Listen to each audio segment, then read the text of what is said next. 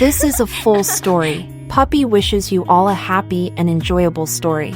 I found a piece of intimate clothing in the gap of my boyfriend's couch. What? It definitely wasn't his. I took a photo, then quietly put it back where it was, and left his apartment like usual. That night, Rocky sent me a message. "You went to my apartment again? I visit once a week, and he never used to ask. But today he suddenly did, which felt a bit like catching me in the act." I suppressed my inner excitement and sent a message that reeked of green tea. "Sorry, I couldn't resist cleaning a bit. Hope it didn't trouble you too much. Don't worry, I won't disturb you again." Then, I sent him a photo of the underwear, deleted all contact, and blocked him. In the following days, I stayed in my rented room, writing, ignoring all messages. My latest novel tells the story of a woman who has been chasing after a man for years. But one day, she finally wakes up and decides to give up. At this point, the man, who had been a jerk, suddenly turns his life around and begins a long journey to win her back. Obviously, this novel is based on my story with Rocky, with many details coming from my experiences of fawning over him. The only difference from reality is that, in real life, Rocky won't suddenly change, and I would never take him back. At the last moment before the submission deadline, I finally sent the manuscript to the editor, went to sleep, and woke up to find it was already late at night. The screen of my phone next to the bed was glowing dimly with a call from Rocky's brother. Before this, several of his friends had called me dozens of times. With the mindset of playing around, I answered, and there was a lot of noise on the other end. "Haley, you finally picked up." "Yeah, what's up?"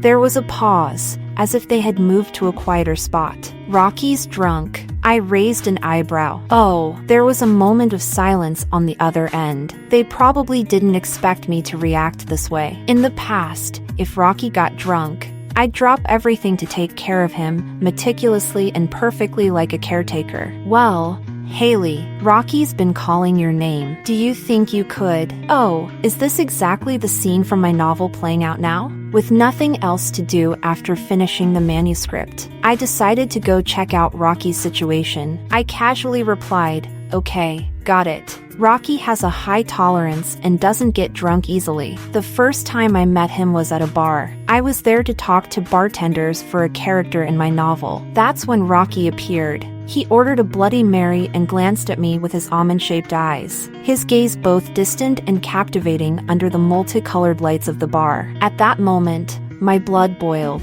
The bartender, gossiping, told me he was a regular, a charming playboy who had been through many relationships, never getting too attached. I gathered the courage to ask for his WhatsApp, and he gave it to me with an amused smile. While scanning his QR code, I secretly studied his face. So refined, with cold eyes that also carried a hint of warmth due to the way his eyes slanted. His nose was straight, and his lips curled in a half-smile, all framed by a sharp jawline. One look, and I was hooked. He was exactly like the male protagonist in my novel. From that point, I started my shameless, fawning phase, always standing behind him with maximum tolerance and minimal presence, watching him cycle through one girlfriend after another. Each one had a different style, but he handled them all effortlessly. As a lover, he was perfect. I secretly used each of his girlfriends as inspiration for my writing. Some pure, some spicy, some rebellious. Each male protagonist in my stories mirrored the way he behaved during his affairs.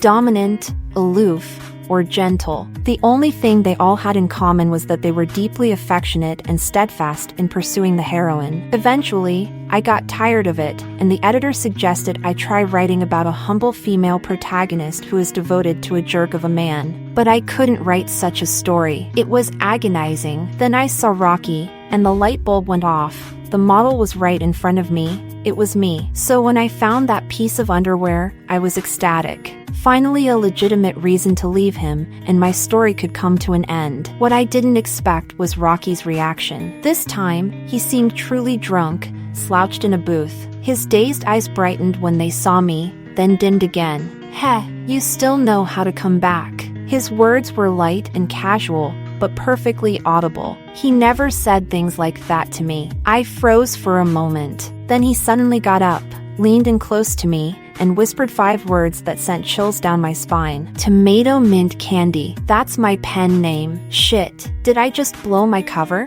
Rocky didn't care about my stiffened body, gently rested his forehead on my shoulder, and mumbled, "I want to go home." His friends around us looked completely confused, but quickly chimed in. "Haley, please take care of Rocky. He's been drinking every day, and every time he gets drunk, he calls your name." The smell of alcohol made me nauseous. I frowned in disgust and snapped, "How is that my problem?" Their jaws nearly dropped to the floor. Well, it's understandable. My behavior had completely changed, and it's normal for them to take a while to adjust. But the novel was finished. Why should I keep pretending to be a pushover? Even if my cover was blown, I still had my dignity. I intended to push Rocky away, but he quickly grabbed me and murmured slyly, "If I'm not mistaken, don't you still owe your readers a 5,000-word car scene?" He even knows about that? That promise was from half a year ago. It was only then that I realized how serious this blowing my cover situation was. At the very least, I couldn't let myself die socially in a public bar.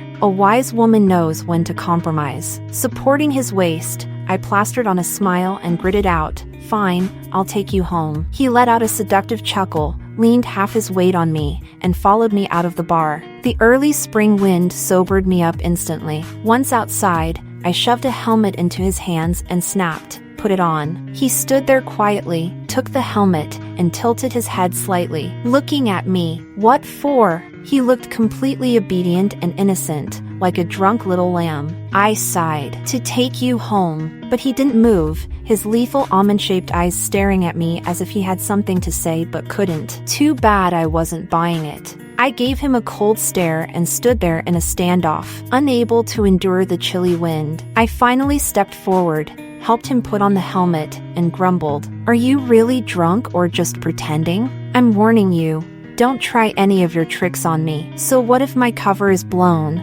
What can you even do to me?" Grumbling all the way, I drove him back to his apartment. Just as I was about to leave, he grabbed me again. Silent the entire way, he finally spoke, his voice hoarse, "Haley." The late-night wind was as cold as a knife, cutting into my face along with his words. "Did you ever like me?" In my head, I was screaming about how this felt like a cringeworthy romance drama, but outwardly, I smirked shamelessly. "Since my cover's blown, I won't lie to you." His cold hand gripped my wrist tighter and tighter. I grinned. "Never liked you. From start to finish, I was just using you." The moment the words left my mouth, his lips pressed into a line, and the air around him turned icy. I stepped closer, wearing the innocent smile I used to flash at him most often. "Sorry about that. But you pretended to be drunk and hugged me, didn't you? Took advantage of me, and I wasn't bad to you all these years. So we're even now, right?" His hazy eyes cleared in an instant, and he let go of my wrist.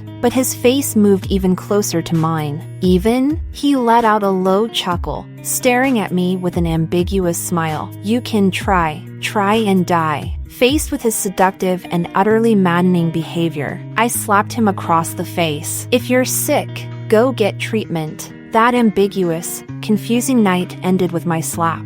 When I left, Rocky was still standing there in a daze, not even opening the door. Shouldn't freeze to death, right? I pretended to worry but left without hesitation. I left for 2 months. I traveled to another city to relax and gather material. During my trip, I met Peter, a rich and somewhat naive second-generation heir. Unlike the unpredictable Rocky, Peter was the type whose thoughts were written all over his face. When he came over to chat, his puppy-like eyes sparkled. Who doesn't love a handsome, goofy guy? Peter also knew all the best spots in the city and took me everywhere fun. One day, we sat on a park bench at an amusement park eating ice cream, watching the sunlight fall on a carousel not far away. Suddenly, inspiration struck. A story about a pure, warm-hearted, and slightly clueless guy falling for a sharp, clever, and no-nonsense CEO. Wouldn't that make for a fascinating story? Overcome with inspiration, I declined Peter's invitations for the next few days and locked myself in my hotel room, typing away like a dedicated writer. Peter, being the clingy golden retriever he was, couldn't stand being apart. Almost every day, he'd come to my hotel just to sit next to me and watch me type, completely content. I wanted to ask if he had no job. Then I remembered, oh, right, he's rich. Work wasn't exactly a necessity. He also brought me delicious food every time, so I got used to it. One day,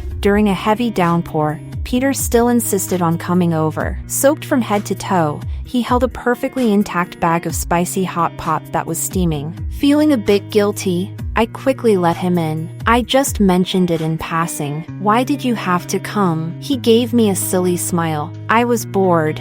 You know that. He had told me before that his parents were always busy with their company and never paid much attention to him. The social circles he was in were messy, and he never quite fit in. Growing up, he mostly played alone. It's impressive he still managed to grow up so sunny and cheerful. I took the hot pot from him and told him to take a hot shower. While he was at it, I called room service to send up some men's clothes. Peter grinned like a fool the whole time. Before stepping into the bathroom, he couldn't help but brag. I'm 185 centimeters tall, by the way. Yes, I know, I replied, exasperated but amused. Go shower before you catch a cold. Half an hour later, the doorbell rang. I opened the door to collect the clothes and froze when I looked up. Rocky. He was leaning casually against the doorframe across the hall, watching me like a patient hunter waiting for its prey. Peter, fresh out of the shower and in a bathrobe, walked over and asked, "What's wrong, Haley?" Hearing his voice, Rocky's gaze shifted to him. His brows arched slightly, and his cheek twitched. 3 years with him had taught me well. This was a sign he was angry. He wasn't happy. At that moment, a drop of water from Peter's damp hair fell onto the back of my neck, startling me and snapping me back to reality. I quickly shut the door and shoved the clothes into his hands, saying, "It's nothing. Just get changed." The silly guy remained oblivious, happily taking the clothes to change into. I seized the chance to sit on the bed and calm myself down. Could it be that I opened the door the wrong way? Maybe I was just hallucinating from all the writing? After all, a city and a city are so far apart. Just as I was trying to brainwash myself into believing this, I received a friend request on WhatsApp. Rocky, alternate account. That was me just now. Then another request. If you don't accept, I'll knock on your door. That was absolutely something Rocky would do. Feeling I couldn't let him and Peter run into each other, I accepted the request and immediately set his messages to "Do not disturb." Today was supposed to be a great day of celebration for finishing my draft, but running into him had completely ruined it. Channeling my frustration into productivity, I banged out a few more 1,000 words, satisfied as I reached the ending. Stretching lazily, I finally noticed Peter asleep beside me. He usually wore low-key but clearly expensive hoodies, sporting a casual look. Today, though, he was in a white dress shirt, paired with his serene sleeping face, adding a scholarly vibe. The top 2 buttons of his shirt were undone, revealing a glimpse of his elegant collarbones. Looking further down, in short, a feast for the eyes. It was hard to believe he was just a clueless rich kid. I stared at him, stunned, while replaying the sweetness of the story I'd just finished writing in my mind. Truly, I'm a genius at this. After a while, Peter stirred awake, sitting cross-legged across from me and groggily calling out, "Haley." His voice was tinged with a lazy rasp from just waking up. This little guy sure knew how to be charming. I pointed to the time on my phone. "The rain has stopped. You should get going." His expression turned a little crestfallen. "But it's dinner time now. Can't we grab a meal together? I just found this great Japanese place on the east side of town I wanted to take you to." Normally, I'd have agreed right away, but with Rocky in the room across the hall, a ticking time bomb ready to explode, I couldn't risk it. It wasn't guilt, per se. I just disliked unnecessary trouble, especially involving Peter. But the big puppy in front of me looked visibly dejected. I ruffled his hair and said, "You've already been here all afternoon. Let's go next time, okay?" This time, he reacted quickly. "What do you mean? Are you leaving?" I smiled helplessly. "I've already been in S-City for over half a month. I have to head home eventually, don't I?" Originally, I'd only planned to stay a week before moving on to another city, but my budget had taken a hit, thanks to Peter. He looked at me with puppy dog eyes. "Don't leave. You're renting back home anyway. right? I can just buy you a place here, and you can move in. Oh no, that's definitely not happening. I glared at him. What's the big idea? Trying to keep me as a sugar baby? He shrank back slightly, whining. I just wanted to give you the official title of girlfriend, but you don't want it. Yes, Peter had confessed to me on the third day after we met. Since then, he'd confessed 5 more times, formally and informally. I'd rejected every single one, yet he never gave up. Since I was leaving, I decided it was time to have a proper talk with him. But before I could adopt a serious tone, he cut me off. I'm hungry. I'm going out to eat first. I couldn't help but laugh as I watched him slowly get up, slowly pack his things, and slowly shuffle toward the door. After a few steps, he turned back, sulking. You're not even going to stop me? I burst out laughing. You're hungry, aren't you? Why would I stop you from eating? He stared at me for a while, then plopped down beside me with a sigh. He lowered his head and muttered, Don't you like me at all? We've had so much fun together. To be fair, Peter and I did get along great, and he gave me such peace of mind that I didn't hesitate to spend time alone with him despite knowing him for only 2 weeks. But some things, fun isn't always enough. I turned his face toward me and said seriously, I do have fun. Every moment with you has been a joy. But relationships aren't that simple. I'm 5 years older than you, and I'm nowhere near as wealthy. I have to work hard just to make a living. I can't always accompany you to play like this. If we got together, the long distance would be hard. I can't just leave my home base, and even if you came to stay with me, then what? Would you just stay with me in my little rental apartment all day? The gap between us is huge, Peter. You just haven't noticed yet. Once we're together, those barriers will start to show up, one by one, each harder to overcome than the last. You might even find out I'm not as great as you imagined, that I'm frugal, petty, with countless little flaws. And one day, you might meet someone more compatible with you, someone perfect for you. His puppy eyes drooped further, and I forced myself to say the last line. To put it bluntly, Peter, I just don't see a future with you. Can you understand that? I rarely had the patience for long speeches like this, but Peter's innocence reminded me of my younger self, and I couldn't help but soften. Life isn't a romance novel.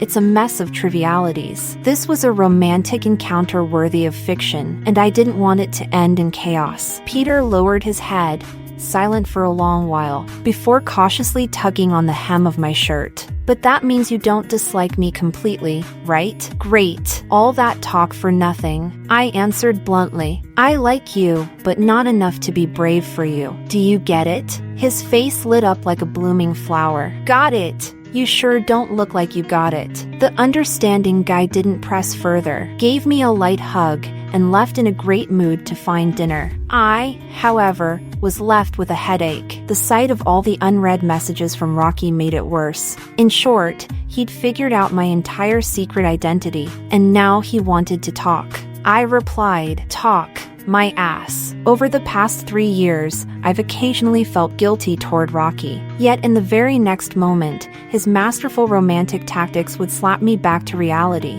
reminding me that if I owe anyone an apology, it certainly isn't him. In our interactions, he has never come out on the losing end. When I pursued him, I wasn't half-hearted about it. I invested money, time, and effort, diligently playing my role, practically a model example in the Devoted Admirer Hall of Fame. So yes, I'm not morally upright, but in a game of moral lows, Rocky has no grounds to judge me. That's why I left with confidence. This time, I returned to City A. As far as I know, Rocky happens to be on a business trip in City S, and won't be back for a week or 2. Taking advantage of this window, I swiftly arranged my move, and settled directly into the new apartment I'd purchased long ago. It wasn't easy writing tirelessly in a cramped rental unit for years, but 6 months ago, I finally saved enough for a down payment, and bought the home I'd been dreaming of. The renovations were complete, the smell had dissipated, and it was the perfect time to move in. Talk about what? Isn't it better for us to part ways and never meet again? Seeing that I hadn't replied to his messages, Rocky didn't pester me further.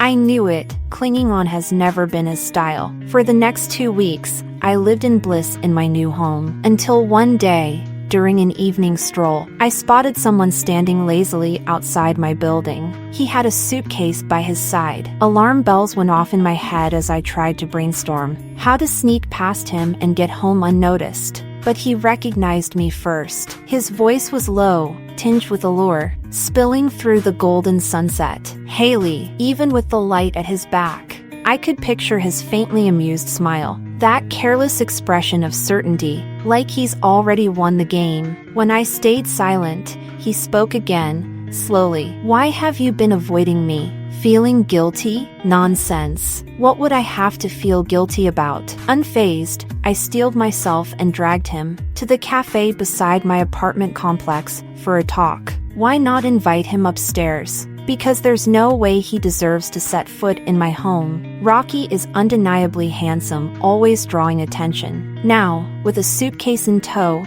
he became an eye-catching, albeit out-of-place, presence in the cafe. Within 10 minutes, 2 or 3 patrons had already glanced our way. Unbothered, he calmly ordered 2 coffees and a slice of cake. I eyed the cappuccino on the table and got straight to the point. What do you want to talk about? The key, he said, sipping his coffee before meeting my gaze. I lost my apartment key, and the only spare is with you. Didn't you say you wanted a clean break? How does keeping my key fit into that? That's it? I asked in disbelief. Why not call a locksmith and change the locks? That way, I wouldn't even be able to go to your place anymore. He leaned back in his chair, a lazy smile tugging at his lips. Then how would I find an excuse to see you? Direct enough.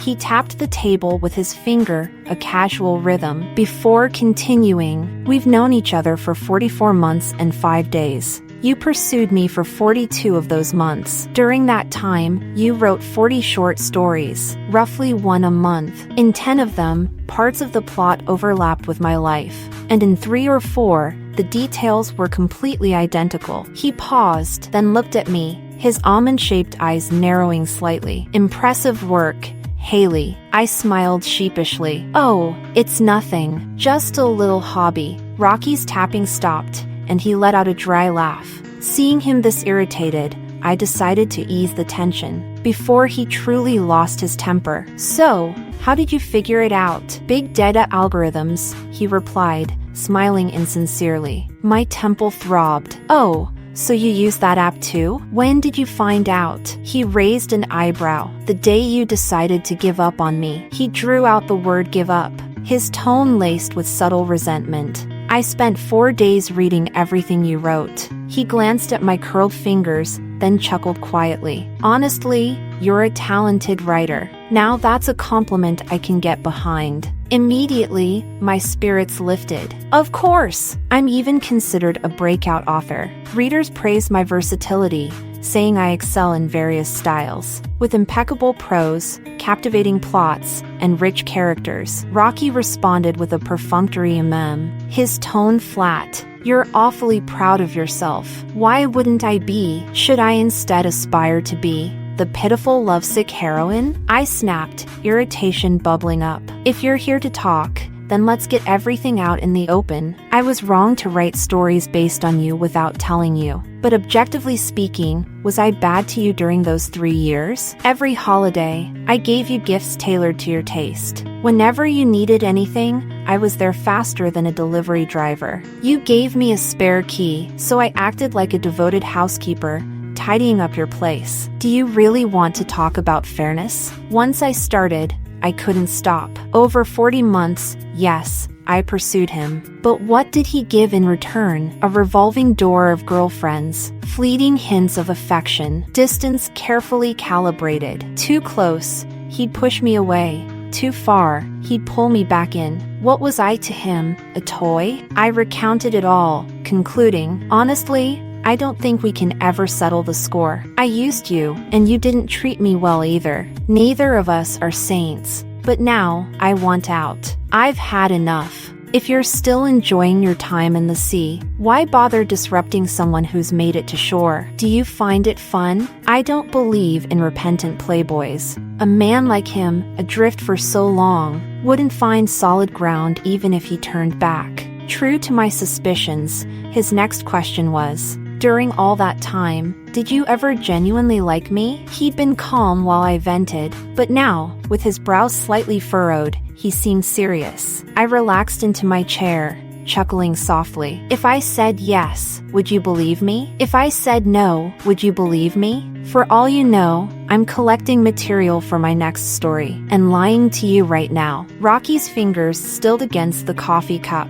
His almond eyes lingered on me, their gaze deceptively deep, as though brimming with emotion. When he finally spoke, his voice was steady. "Whatever you say, I'll believe it." Though his tone was calm, his knuckles whitened as he gripped the cup. For a moment, I couldn't read him, but I knew this much. Trust between us had long since eroded. I understood his penchant for playing games, and he knew I would go to any length for my writing. Any connection between us was tainted, a mix of manipulation and sincerity. With a quiet sigh, I looked at my untouched coffee and smiled. I don't drink coffee. Caffeine intolerance. I've never touched coffee or milk tea, but cappuccinos are Rocky's favorite, so I often bought them for him. 1 cup for him, 1 for me. He'd finish his, and I wouldn't take a single sip. For a moment, Rocky seemed to deflate, his usual composure slipping. Even his forced smile looked strained. Finally, he said lightly, "All right, I'll remember that." Then, in his usual nonchalant tone, he added, "From now on, I won't forget a single thing about you." Each word was clear and deliberate, yet it left no impression on my heart. "Rocky, I can't trust you anymore." After that, we stayed silent. Not until he finished his coffee and watched me scrape the matcha milk crepe did he say lightly, 42 months, and it feels like I never really knew you. But had I ever truly known him? He seemed like a natural-born charmer, endlessly versatile in his persona. Gentle, aloof, domineering, passionate. Every one of them was him, yet none of them truly was. Honestly, he should have been an actor. He'd be an award-winning one at that. I didn't respond and shifted the topic instead. "Do you still need the key? I can look for it later, though chances are I'd already thrown it away." "No need," he said, looking up. His eyes seemed to search my soul. "I'm planning to change the lock." As he left, he waved over his shoulder and added, "I'll send you the new key." What nonsense! Who wants his key? That's when I thought of something unsettling. How did he know my new address? In novels, that's just a plot device. The male lead can find the heroine no matter where she hides. But in real life, it felt creepy. Doubt gnawed at me, so I messaged him on WhatsApp. He replied quickly, "Take my main account off your block list, and I'll tell you." I shot back instantly, "In your dreams." Then came a voice note, beginning with a lazy chuckle. "One day last fall, you got drunk and dragged me to see your dream house." That was a long-buried memory, though it happened just a year ago. At the time, my writing stats were terrible. I was creatively drained, and a reader had been trolling me relentlessly in the comments. I was emotionally wrecked and finally picked a crisp autumn night to get drunk on the rooftop. My alcohol tolerance is average, but I don't black out. So I remember that, as I was tipsy and dazed, Rocky showed up. He said he'd called me, but I didn't answer, so he came to check. He didn't find me in my apartment, and a neighbor told him a girl was drinking on the rooftop. So here he was. He rambled on a lot, basically meaning he wasn't worried, just curious. I nodded vaguely, not really paying attention. He kicked aside an empty beer can and sat down beside me. His phone kept vibrating.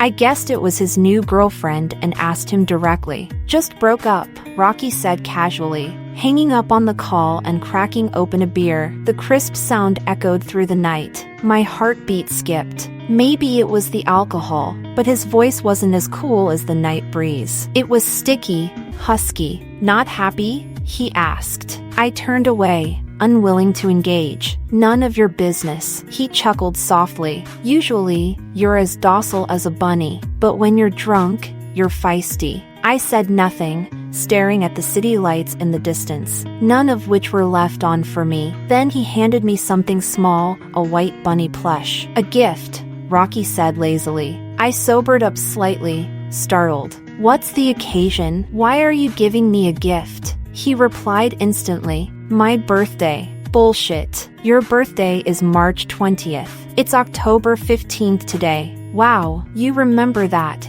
he teased, then stuffed the bunny into my arms. He naturally brushed the stray hair from my face, tucking it behind my ear. Instinctively, I flinched, but he didn't let me pull away.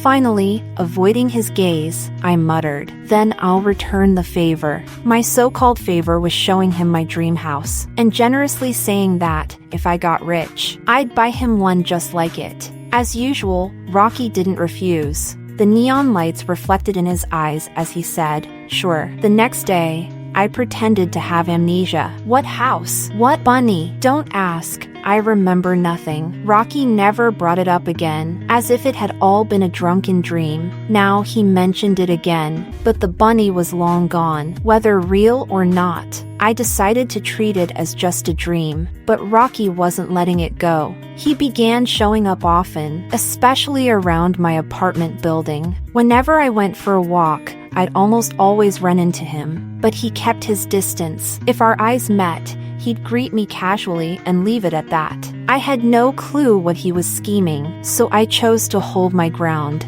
Our mutual friends, however, started talking. They said the player was turning over a new leaf. Rocky, they claimed, was rejecting every woman who approached him. He always gave the same excuse: "I already have someone I like." When they relayed this to me, they'd give me knowing looks, as if waiting for my response. I ignored them. This stalemate lasted over a month. Then, on an early autumn day during a heavy rain, he finally approached me. I was hurrying home when I heard a faint whimper through the rain. Instinctively, I looked around and found a small gray kitten, curled up in the bushes. It couldn't have been more than 2 or 3 months old, and looked frail. I crouched down to shield it from the rain, and checked its condition. As before, Rocky handed me something, this time a scarf. He stood there with an umbrella, his expression unreadable. "Use this to wrap it up," he said. "I've got my car. I'll drive you to the vet." I love cats, and Rocky knew that. The kitten weakly rubbed against my hand, its damp fur seemingly touching my heart. I didn't refuse him. Together, we rushed to the nearest pet clinic. The kitten had feline distemper, but was lucky we brought it in early. After a week of treatment, it recovered well and was now lively in its cage. Turns out, it wasn't gray at all. After a bath, its fur was pure white and beautiful. I named it Buddy. During this time, Rocky was often by my side. He kept just the right distance, and I was grateful for his help, so I didn't push him away like before. Sometimes, I even thought, maybe we could just be friends. The day I took Buddy home, Rocky was there to help again. After I finished the paperwork with the vet, I overheard him chatting with some nurses. They said he was so good to his girlfriend. Rocky's familiar, easygoing voice replied, "Not yet. I'm chasing her." Buddy meowed softly in its carrier. Rocky turned, caught my gaze, and smiled. "Let's go," he said, as naturally as if we had always been a we. In the car, I stared out the window, replaying all our past interactions. I felt irritated, so, after we got out, I pulled out my phone, not quite naturally saying, "Thanks for helping these past few days. The scarf, plus the gas money, I'll transfer it all to you." Rocky paused, the carrier still in his hands. He didn't hand it to me, just looked down and said, "What now? Are you trying to settle the score and cut ties again?" I grabbed the carrier and turned away, my eyes fixed on a nearby streetlight. "Money is money," I replied. Rocky rubbed his fingers together, his tone unreadable. "So, you overheard?" Buddy was tiny, but the carrier felt unbearably heavy. "Maybe I wasn't clear enough," he said, leaning closer, his voice low and rich. "I'm pursuing you, Haley." I met his gaze. Those eyes that had once held so many women's reflections now seemed to show only me. But before me, there had been others, many others. I took a deep breath, staying calm. Then consider yourself rejected. Whether you're serious or just playing games, it doesn't matter. We're impossible, Rocky. Buddy began squirming in the carrier. Rocky reached out to steady it, moving even closer. Buddy settled down. Only our breaths mingled in the dusky evening. Whether it's possible or not, you won't know until you try. He left those light words in my ear and turned away. The phone screen lit up. In the WhatsApp chat interface, Rocky's chat box was pushed to the second spot. The money I transferred to him remained unclaimed. The latest message was from Peter. He said he had arrived in City A. He joined his father's company, was coincidentally assigned to the subsidiary in City A, and even rented an apartment coincidentally opposite mine. Really just a coincidence? I stood at my door, which was also his door, doubting life. I never thought he'd come here to stay long-term, let alone become my neighbor. It was more shocking than Rocky's serious pursuit of me. Peter scratched his head. Actually, it's not that much of a coincidence. When I sent you gifts before, you gave me your address, right? So I thought, since I was coming, why not live closer to you? After all, you're the only person I know in City A. He had lost some weight, grown darker, and his puppy eyes looked even bigger. At this moment, they drooped slightly, pitifully. I held my forehead in frustration. Suit yourself. By the way, you said you're not relying on your family now? Let me remind you, rent here isn't cheap. It's fine. I have some savings. Seeing that I said no more, he flashed a big, toothy smile. Looking a bit dim, his fluffy head leaned a little closer, lowering to meet my gaze. But since I have a few days before starting work, I came early to see you, so I'll need you, the local host, to show me around for a few days. Then you've come to the right person, I said seriously. City A is famously a cultural desert and a culinary wasteland. There's nothing particularly fun here. No problem, Peter smiled, his voice softening for the last few words. Being with you is already fun enough. At this moment, Buddy, perhaps fed up, let out an indignant meow, demanding attention. Peter finally noticed the pet carrier by my side. Curious, he squatted down to look at it, but as I watched his serious expression, I suddenly remembered seeing him earlier, standing by the window at the staircase landing.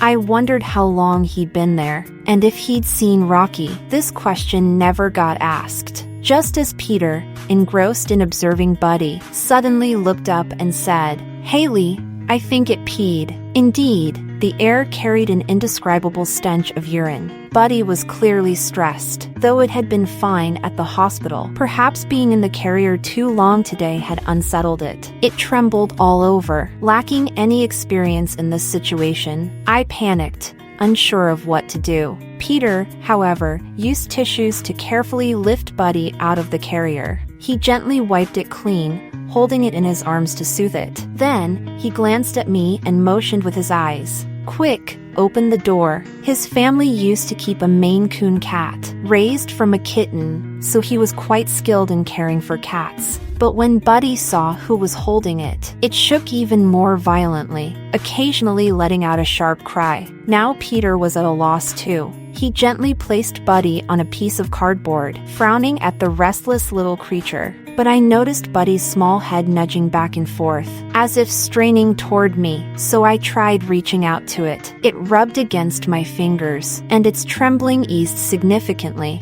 Following Peter's instructions, I awkwardly took care of Buddy. It remained quiet throughout, even needing my arms and comfort. "It really loves you," Peter said with a smile. Those 4 words suddenly brought back memories. Back in college, I often fed a litter of kittens behind the dormitory. At first, they were scared of people, but as I fed them more, they gradually warmed up to me. The first time I touched the fur of the little orange kitten, a sense of achievement welled up in me. Later, however, one day when I went to feed them, I saw them circling another girl, meowing sweetly. The girl looked surprised, saying it was her first time seeing them. Eventually, we figured it out. The seafood rice takeout in her hand smelled so good that the cats couldn't resist. I couldn't quite describe my feelings at that moment. Though I knew it was instinct, I still felt betrayed. My roommate comforted me, They're stray cats without owners. Whoever feeds them gets their attention. I said I understood, but cat food never appeared in my delivery orders again. Since then, whenever I met friendly cats, I avoided getting too attached. I couldn't help but think they'd be just as friendly to others. I wasn't special to them. Even that rainy day, had Buddy not brushed against my hand, I might not have saved it. I overthink things too much to explain why. Maybe my love is twisted. Even with cats, I want to be the exception, the one and only. Now, it seems I've finally found it. A cat that's aloof with everyone, but close to me. Peter's plans to explore the city fell through those days. He spent all his time with me, almost teaching me hands-on how to care for Buddy. Buddy was indifferent to him, neither hostile nor friendly. But to me, it was incredibly affectionate, loving the way I scratched its neck. Before curling up and purring, Peter often sat nearby, his eyes filled with a touch of jealousy, though it was unclear whether it was aimed at Buddy or me. One day, Buddy hissed at him, and he angrily waved the litter scoop. "I'm cleaning up after you, and you hiss at me?" He even shoved a fresh piece of poop toward Buddy. "Smell it yourself.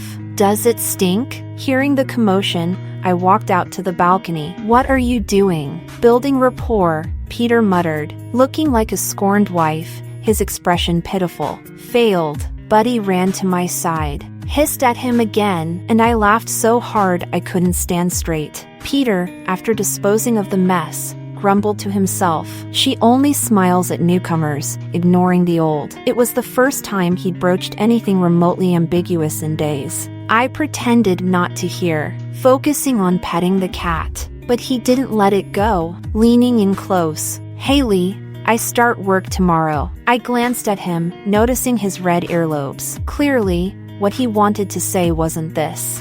Feigning indifference, I replied, Good luck at work." He paused for a while, then cautiously poked Buddy's back leg, only to be kicked.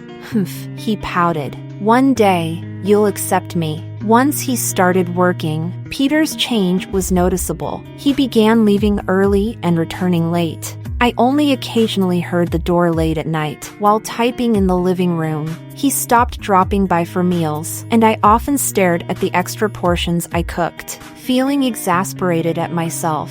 How did I get used to cooking for someone in less than a week? This wasn't good. On the weekend, he finally had a break. I braced for him to interrupt me, but no knock came all day. Instead, Rocky asked if I was free for dinner. Absent-mindedly stroking Buddy, I brushed him off. No. Buddy purred contentedly, like royalty. Yet a soft knock still came, even though it was already 11 p.m. In just a week, he'd grown thinner, more composed, until he spoke. "Haley," his voice, hoarse with fatigue, carried a hint of childish pleading. I sighed inwardly. Still an immature big boy. While he wolfed down instant noodles, I sat beside him, resting my chin on my hand, and asked, "What kind of company is this? Is it a 996 setup?" "No," he replied with a silly grin. "It's just that I'm a newbie. There's a lot to learn, and I want to improve faster, so I've been working overtime voluntarily." I asked the most important question. "Do you get paid for the overtime?" He froze for a moment, blinking. "I'm working for my dad,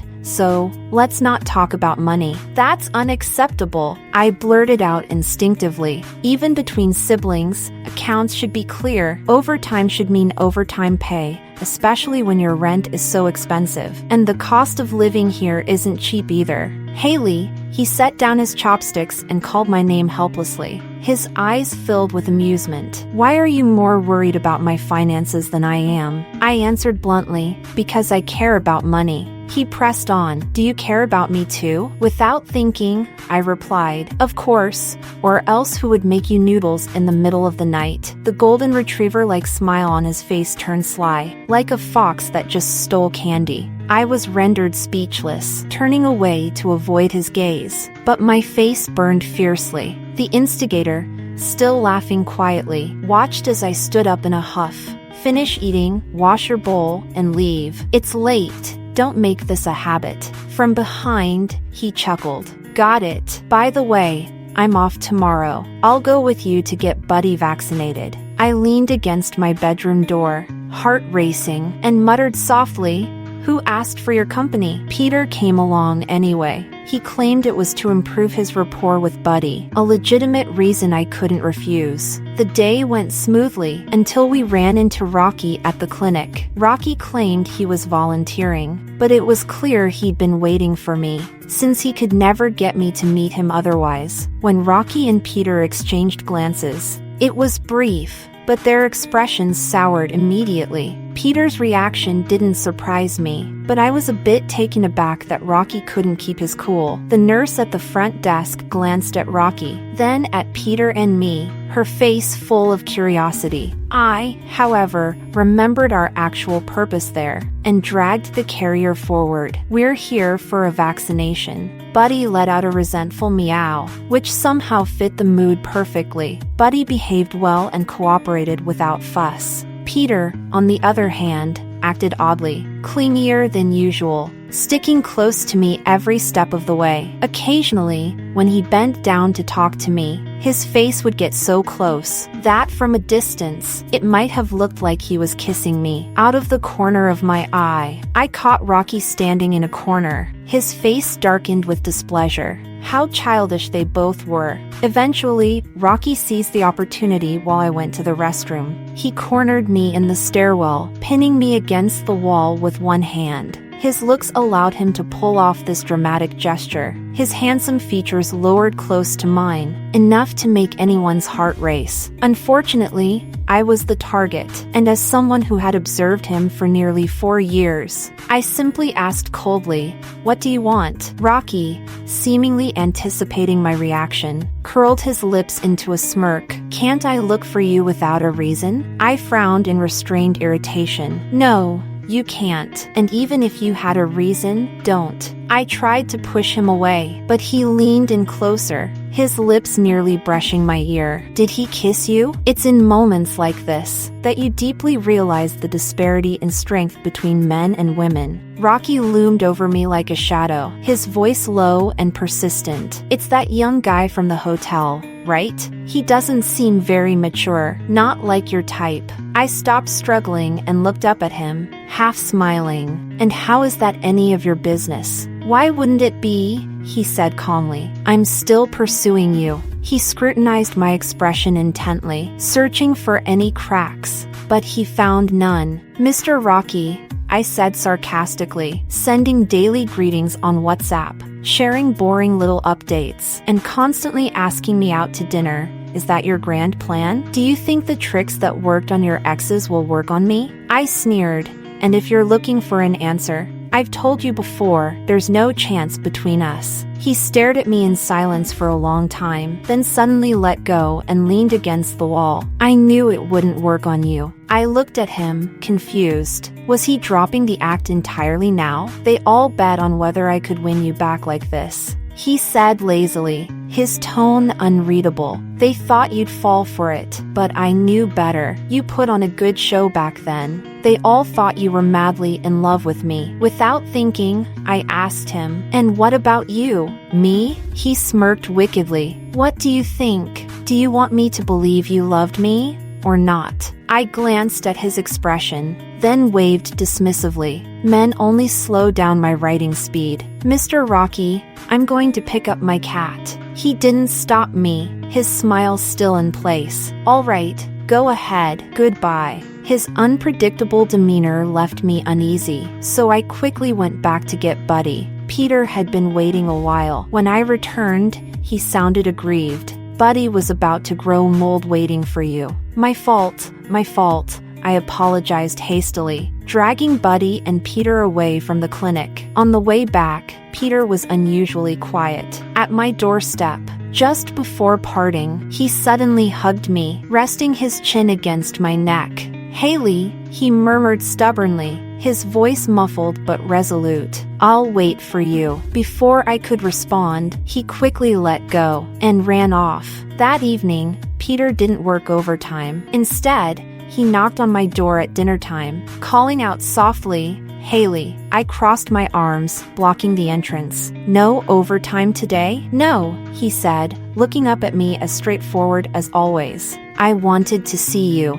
Feigning indifference, I pretended to close the door. Well, now you've seen me. Quickly, he stopped the door with his hand, slipping inside with a grin, and sidled up to me. Haley, I was wrong today. I raised an eyebrow. Oh, how so? I shouldn't have followed you, nor should I have gone to find Rocky behind your back. He turned red, speaking quickly. Actually, I noticed him that day at the hotel, and then I saw him again at the hospital. You were gone for so long when you went to the bathroom. You must have been meeting him, right? I admit I was so jealous, insanely jealous. You seem so familiar with him, and the way he treats you. Although you said before that you liked me, I kept wondering if you preferred the more mature type, like him. So, I decided to start working to become more mature and reliable. But it's too slow. I'm learning too slowly. You once said there was a big gap between us, that I couldn't catch up to you.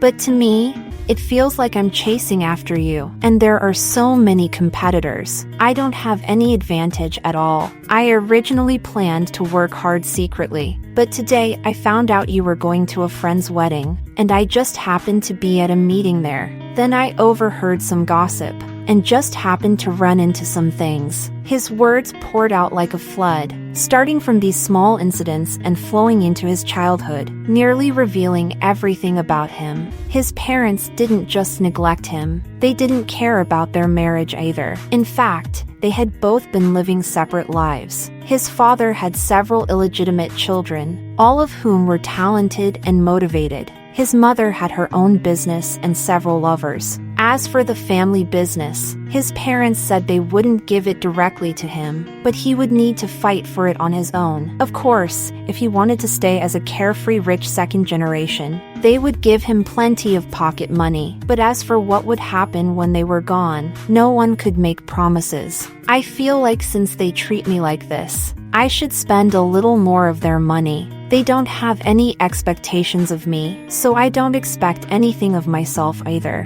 Being a rich second generation who's just wasting time, that's both what they expect of me and what I'm capable of. He had never been so down, sitting slumped on the couch, yet utterly vulnerable. Until you said those things to me, I realized I want to fight for our future, for both of us. When I said I'd wait for you, I was wrong. I should have said that you, ahead of me, should wait for me. You're beautiful and independent, seeming like you don't need anyone's help.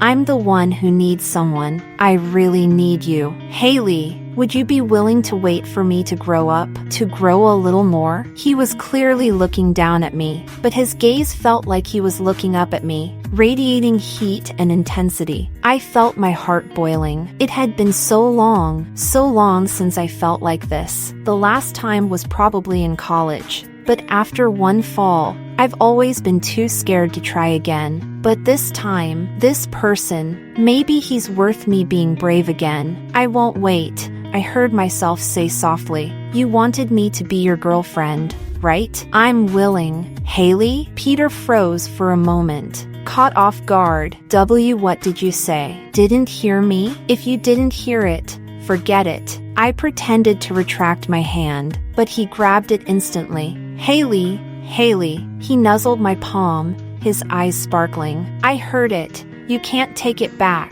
So, I'm your boyfriend now, right? I teased him.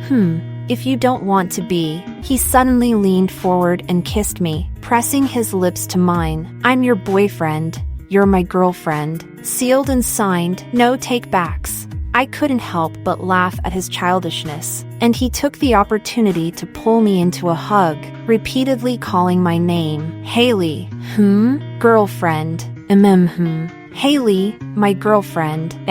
He buried his face in my neck, repeating the same words over and over. Finally, Buddy jumped up and slapped him, ending the moment. When he left, he stole 2 kisses from me. Grinning, I bragged to him today, saying you like me too. Looks like I was right. It wasn't until later that Peter told me. That day, He had gambled everything. He laid out his most humiliating, unloved childhood before me, and his deepest feelings, betting that I would say yes to him. In the end, he won the bet. A few days later, my friends told me that Rocky found out about Peter and me. He got so drunk he almost ended up in the hospital. I didn't believe them, nor did I ask much. I threw myself into the passionate romance with Peter. He was full of energy, always clinging to me. Even when working late, he'd come over for a goodnight kiss before he left. On his days off, he was even more absurd. Even if he didn't drag me out to play, he would stay at my place all day,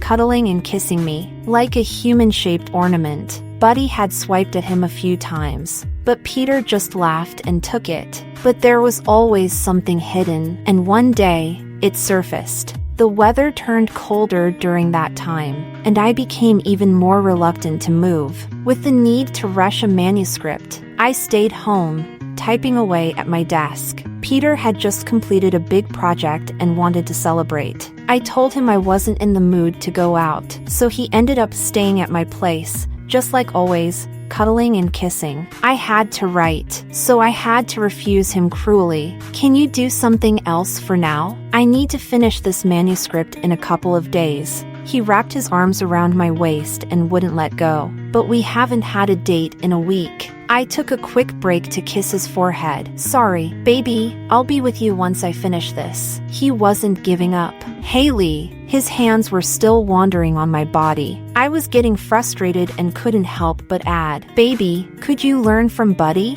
Don't cling to me. Find something else to do. He suddenly acted up.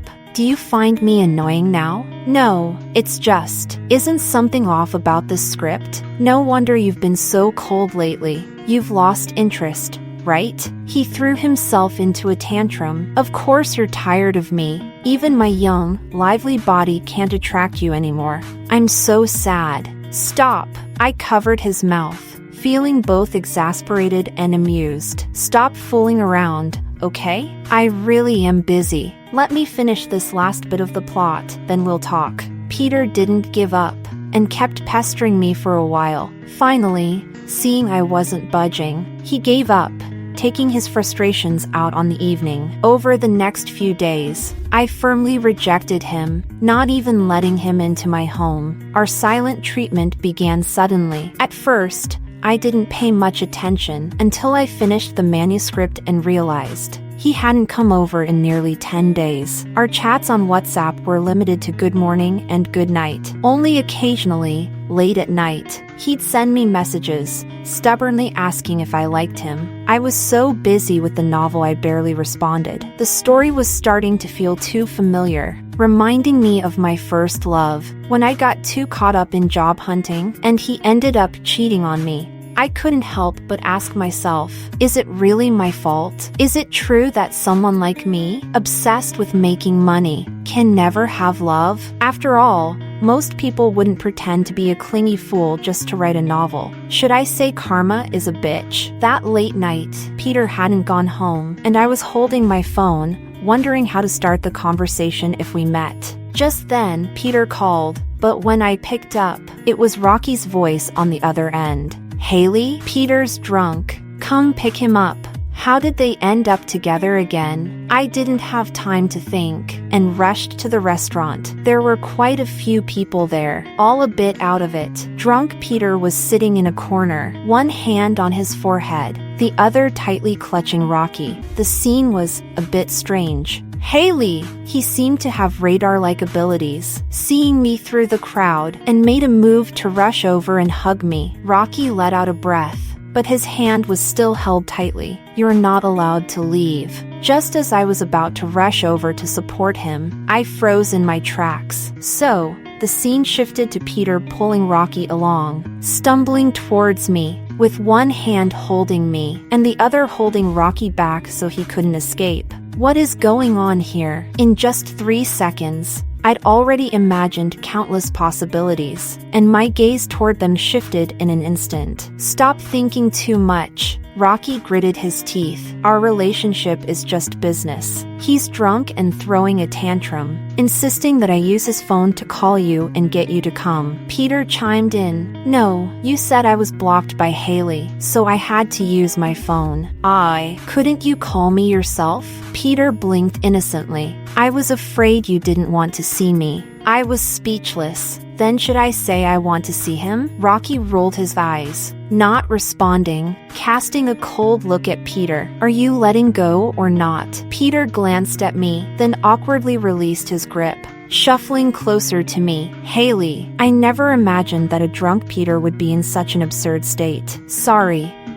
It's fine. He's drunk. I won't hold it against him. Rocky straightened his sleeve, looking at me with a complicated gaze. I just thought, when I used to get drunk, was it ever this troublesome? As I helped Peter gather his things, I casually replied, no, when you were drunk, you didn't say a word, or you only said nonsense. Is that so? He chuckled softly, shaking his car keys. Let me take you home. I haven't been drinking. I glanced at Peter. Rocky ground his teeth and added, of course, I'll take him too. I felt uneasy, but a dizzy Peter beat me to it and agreed. Okay, thanks, Rocky. I had a feeling tonight's events would make readers think the novel was far-fetched. In the car, Rocky was driving, and Peter and I were in the back seat. It felt a bit cramped with the three of us. Luckily, the silly dog beside me had already fallen asleep. Rocky glanced at the rearview mirror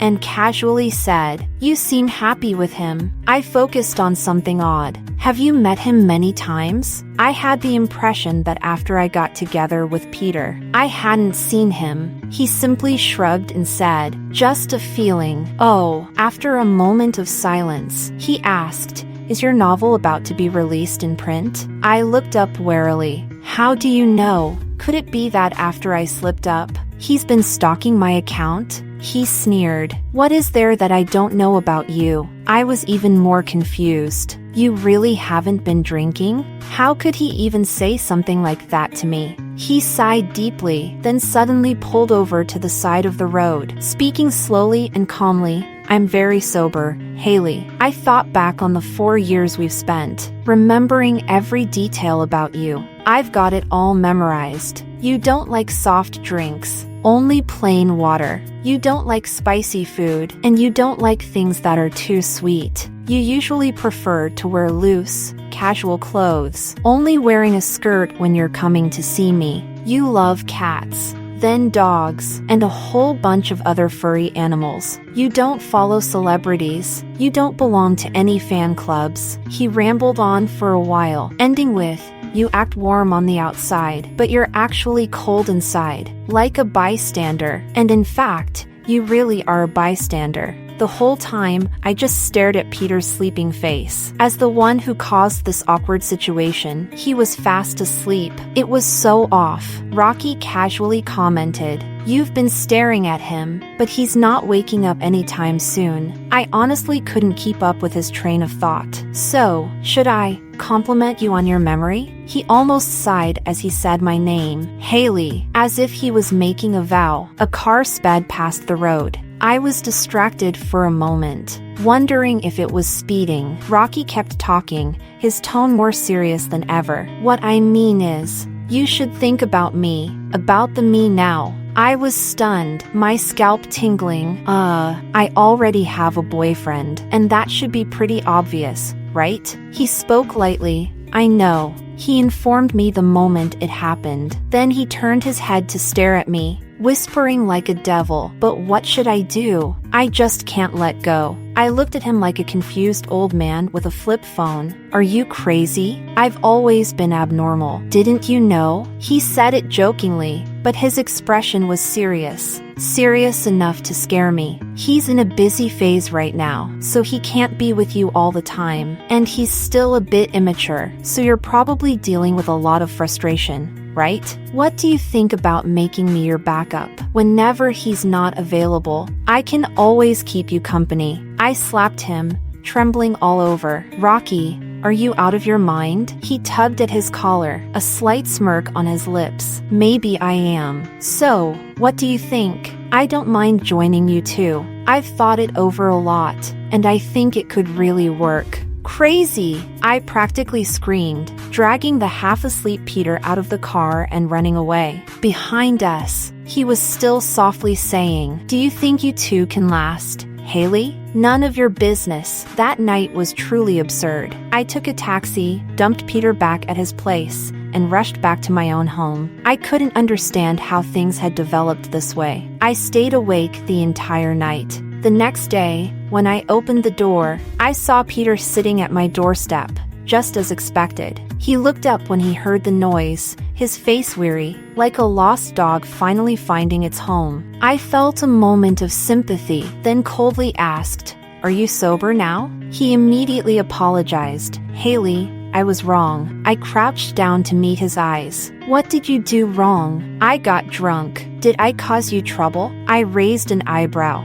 "Don't remember?" He looked at me for a while. "I just remember having a dream. In the dream, you said you didn't like me anymore, that you liked Rocky, and you wanted to be with him. And that's it?" He mumbled, "Yeah, that's it." I was a bit speechless. "Do you realize you almost lost your girlfriend?" He jumped up from the ground. "Do you really like him more?" I was both angry and amused, giving him a quick tap before pulling him inside and briefly recounting what happened last night. As for Rocky's ridiculous idea, I only dared to mention it briefly. Just hearing it, Peter got so mad, he nearly ran out to fight Rocky. In the end, with no other choice, he pounced on me and pinned me down on the couch. "I won't allow it." I didn't agree either. "If I had, would you still be here?" Before I could finish, he leaned in and kissed me, a forceful, fierce kiss, as if to vent his frustration. He only stopped when I was out of breath, pressing his body even closer to mine. "Haley, don't like him anymore." He buried his face in my neck and muttered. I was confused. "I never said I liked him, but I saw it." "What?" His voice was barely above a whisper. "Your novel." My body stiffened at once. "I know you've been writing, and one day, I happened to see your account. You've written so many stories about him. You must have liked him a lot back then, right? Did you only agree to be with me because you gave up on him? Or was it just to get back at him?" "No, why would you think that?" He raised his head, staring at me without blinking. "Isn't that the case?" I couldn't help but twitch my lips. "So, you've been avoiding me lately because of this?" He grunted. "Partly, yes, because I'm jealous. And you've been busy with writing. The other part is that I happened to take on a project." Before I could respond, he quickly changed the subject. "It doesn't matter, really, Haley. I can tell you don't like me that much, but that's okay. I'll try hard to become the kind of person you like. After all, you're already mine. I won't let you go." "I don't like you, Haley. I love you." He said those 3 words so naturally, then leaned in to softly kiss me, but I could still feel his chest trembling violently. I gently pushed him away, gasping for breath. "Stop for a moment. Can we talk?" "Haley." He looked at me almost pleadingly. "Let me finish, okay?" I stroked his head, took a deep breath, and said, "I don't like Rocky, and there's no chance for that. It was never possible before, and it won't be in the future. Maybe it's my fault, making you feel like I don't like you that much. I told you before, I'm busy with life, so love isn't the center of my world. My college relationship ended because I was busy looking for a job, and he thought I didn't care about him, so he cheated."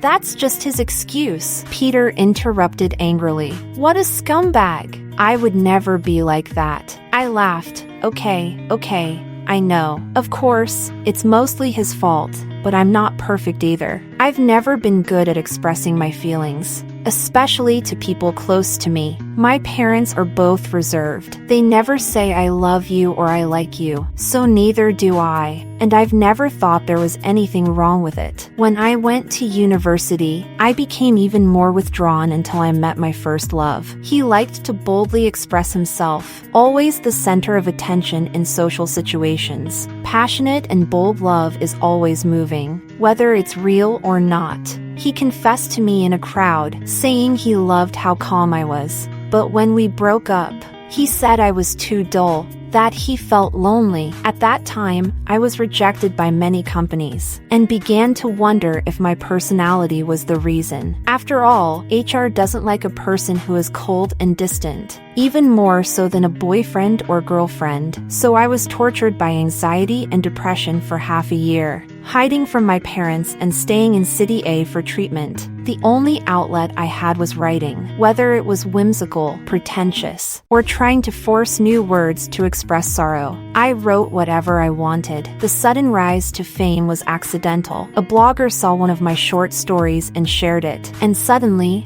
I had many readers. From then on, I became a professional writer. The pills were locked in a drawer, and all my happiness and unhappiness were written into my stories. My female protagonists lived freely and happily, and my male protagonists were always devoted and loyal. Even with all the obstacles and difficulties, they always ended up together. Later, when inspiration dried up, I forced myself to go out and experience different things to gather material. I gradually learned to open up, to learn some social skills, and the years I learned the most were the years spent with Rocky. I learned how to hide my true self, how to flatter, play along, and how to protect my heart. So when I first confessed to Peter that I liked him, I was surprised by myself. The old Haley would never have been so open, or rather, only the Haley who traveled to gather material could be this open. Back in real life, I was still cautious. Agreeing to be with Peter was the boldest decision I had made in years. So, I like you. Do you understand? I just don't know how to express it. What more do you want? Peter paused when he heard me, gently touching my nose. His voice was hoarse. Haley, I don't want you to just like me. I want you to love me. I sniffed. That's a whole different price. The rest of my words got lost in my mouth.